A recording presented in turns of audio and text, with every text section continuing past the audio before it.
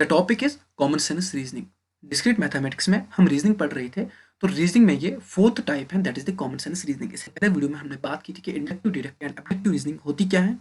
साथ ही साथ वहाँ पर हमने विथ एग्जाम्पल चीज़ों को अच्छे से समझने की बहुत ज़्यादा कोशिश की। तो आज हम पढ़ेंगे common sense reasoning. Common sense reasoning आपके डेली लाइफ एक्सपीरियंस के हिसाब से काफ़ी ज़्यादा रिलेट कर रहा है, आपकी डेली लाइफ जजमेंट से काफ़ी ज़्यादा रिलेट कर रहा है। बात अगर करें एग्जामिनेशन पर्सपेक्टिव के हिसाब से, ये उतना ज़्यादा इंपॉर्टेंट नहीं है, काफ़ी ज़्यादा वीक है, लेकिन ये स्ट्रॉन्ग है किसमें, आपकी डेली लाइफ एक्सपीरियंस में और आपकी डेली लाइफ जजमेंट में। तो चलिए हम कॉमन सेंस रीजनिंग को स्टार्ट करते हैं बिना टाइम वेस्ट किए हुए। तो कॉमन सेंस रीजनिंग में जो सबसे पहला पॉइंट मैंने यहाँ पर नोट डाउन किया है कि common sense reasoning is an informal form of A reasoning. जैसे कि रीजनिंग में फॉर्मल और इनफॉर्मल होती है, अब रीजनिंग ये एक इनफॉर्मल टाइप ऑफ रीजनिंग है। यहाँ पर आपको चीज़ें पहले से पता नहीं होती है। जैसे कि हमने बात की थी कि अगर हम चिप्स पैकेट खरीदने जा रहे हैं, कि हमने पहले ही अपने दिमाग में फीड किया हुआ है कि अगर डेट वैलिड होगा तब मुझे उसको खरीदना है, अगर डेट वैलिड नहीं होगा तब मुझे उसको नहीं खरीदना है। That is some sort of formal reasoning. आपके पास कुछ सॉर्ट ऑफ इंफॉर्मेशन होती है, लेकिन यहाँ पर कुछ इंफॉर्मेशन नहीं होती है। यहाँ पर आप क्लियरली एक्सपीरियंस के थ्रू काम करते हो। तो पहला पॉइंट क्या है, कॉमन सेंस रीजनिंग एक ऐसी रीजनिंग है जो कि इनफॉर्मल है, इनफॉर्मल। और ये कॉमन सेंस रीजनिंग किस तरीके से आती है, ये आप में एक्सपीरियंस के थ्रू आती है, ये किसी नॉलेज के बेस पे नहीं आती है। जैसे कि that was some evidence, that was some premises, but ये प्रीमिसेस के हिसाब से, ये ऑब्जर्वेशन के हिसाब से, ये आपके हम कह सकते हैं एविडेंस के हिसाब से नहीं आता है, ये आपके एक्सपीरियंस के हिसाब से आता है। अब एक्सपीरियंस यहाँ पर मान लीजिए कि आप कंप्यूटर साइंस स्टूडेंट हो, आप में उस तरीके से जो है एक्सपीरियंस आ जाएगी। अगर आपके दोस्त को लैपटॉप खरीदना है, कंप्यूटर खरीदना है, वो आपके पास आता है कि मुझे ऐसा लैपटॉप खरीदना है, और आपका ये सेंस बोल रहा है कि आपकी एक्सपीरियंस बोल रहा है, जो आपने गेन किया, आप उसे बोल रहे हो रैम ऐसी लेनी चाहिए, हार्ड डिस्क के साथ साथ एसएसडी इंस्टॉल करना, साथ ही साथ उसमें ग्राफिक्स कार्ड होना चाहिए, ये आपके एक्सपीरियंस बोलती हैं। और यही होता है कॉमन सेंस रीजनिंग। जब आप एक्सपीरियंस के थ्रू चीज़ों को सॉर्ट आउट करते हो, वो होता है हमारी common sense reasoning. That is why मैंने स्टार्टिंग में ही आपको बोला कि कॉमन सेंस रीजनिंग आपके डेली लाइफ एक्सपीरियंस से, आपकी डेली लाइफ जजमेंट से काफ़ी ज़्यादा लिंक्ड है। आई होप ये एक्सपीरियंस का कॉन्सेप्ट यहाँ पर आपको समझ में आया होगा।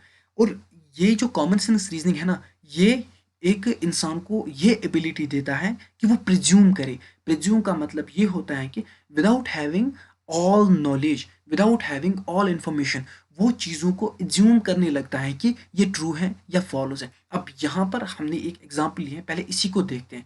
If I put my hand in a fire then I will get burn. ये प्रिज्यूम होता है, ये एक प्रिजम्पशन होता है। आप प्रिज्यूम ये चीज़ करते हो कि अगर मैंने एक फायर में हाथ डाला तो मैं जल सकता हूँ। ये क्या होता है, ये प्रिज्यूम होता है। अब ये डिपेंड करता है, अगर आपने इसके बावजूद डाला तो ये कॉमन सेंस नहीं होता है, इसको हम बोलते हैं नॉन सेंस। क्लियर। अब अगर आपने खुद को रोका, इसको कहते हैं कॉमन सेंस। अब ये किस तरीके से आया कि मेरा हाथ जल सकता है, वरना अगर अगर छोटा बच्चा होगा, छोटा बच्चे में वो कॉमन सेंस नहीं होता है। छोटा बच्चा डायरेक्टली क्या करता है, वो डायरेक्टली किसी किसी चीज़ को भी हाथ लगाता है, उसके पास ये चीज़ें नहीं होती हैं। लेकिन जब आपने चीज़ को एक्सपीरियंस किया, जब आपने या तो किसी को जलते हुए देखा है इससे या तो खुद जले हुए हो, तब आपके दिमाग में एक्सपीरियंस आया होगा कि अगर मैं अब आग की तरफ हाथ बढ़ाऊंगा तो मैं जल सकता हूँ। इसी को कहते हैं प्रिजम्पशन। प्रिजम्पशन होता है कि बिफोर नोइंग कि चीज़ें कहाँ से कहाँ जा रही है, आप खुद ही एज्यूम कर रहे हो कि इसका रीज़न, मतलब इसका जो कंक्लूजन क्या हो सकता है। सिमिलरली यहाँ पर होता है कि अगर मैं हाथ आग की तरफ बढ़ाऊंगा, इसका ये कंक्लूजन है कि मैं जल सकता हूँ। This is called the presumption. Clear, this called the presumption. I hope ये चीज़, ये थर्ड पॉइंट आपको समझ में आया होगा। और ये आप ये मतलब ये एबिलिटी कैसे आती है, ये एबिलिटी एक्सपीरियंस के हिसाब से आती है, और ये एबिलिटी आपकी डेली लाइफ में, रोज़मर्रा ज़िंदगी में कंटिन्यूसली चलती रहती है। आई होप ये कॉन्सेप्ट आपको समझ में आया होगा।